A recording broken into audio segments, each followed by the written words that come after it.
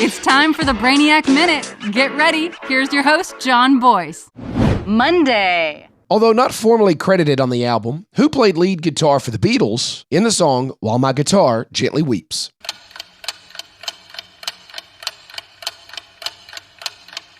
Slow hand, Eric Clapton. From their 1968 double album, The Beatles, also known as the White Album, it was written by George Harrison and serves as a commentary on the disharmony between the Beatles after their return from studying transcendental meditation in India in early 1968. The recording was one of several collaborations between Harrison and Clapton during the late 1960s and was followed by the pair co-writing the song Badge for Clapton's group Cream. Clapton's performance was ranked 42nd in Guitar World's 2008 list of the 100 greatest guitar solos. Harrison and Clapton often performed the song live together, during which they shared the lead guitar role over the closing section. Still my guitar gently weeps. Tuesday. In the year 2000, the Harlem Globetrotters had their winning streak snapped by what college basketball powerhouse?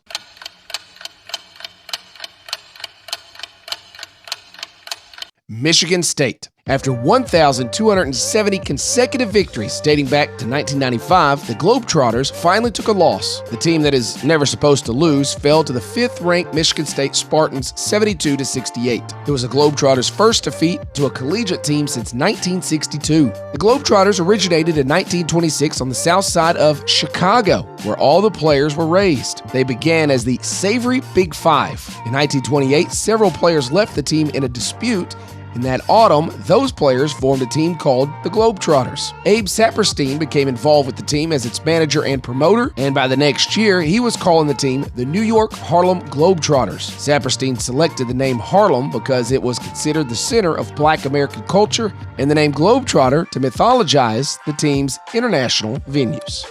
Wednesday. What Arizona town was the scene of the gunfight at the OK Corral?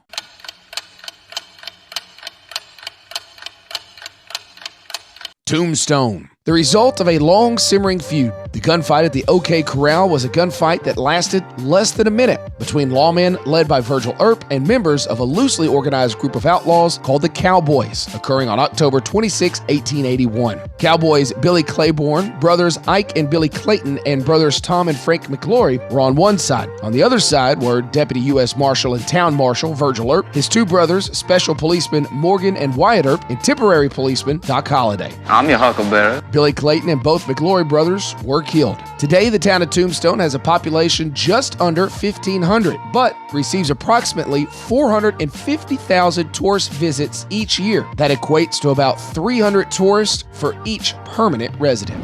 Thursday. Ranch dressing has by far outsold every other type of salad dressing in America since 1992. In 92, what dressing did it overtake to become America's favorite?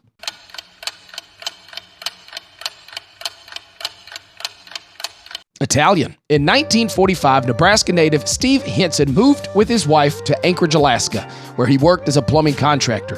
While there, he invented a new salad dressing. Henson retired from plumbing at the age of 35 and moved his wife to Santa Barbara, California. In 1956, he purchased a guest ranch in San Marcos Pass and renamed it Hidden Valley Ranch. Henson served the salad dressing he had created at the ranch while also mixing a batch for his friend Audrey Ovington, owner of Cold Spring Tavern, which became the first commercial customer for the dressing. By the mid-1960s, the guest ranch had closed, but Henson's ranch dressing mail-order business was thriving. The Hensons incorporated Hidden Valley Ranch food products and opened a factory to manufacture ranch dressing in larger volumes, which they first distributed to supermarkets in the Southwest and eventually nationwide, and eventually to my belly. Friday. What holiday sees the most stolen vehicles?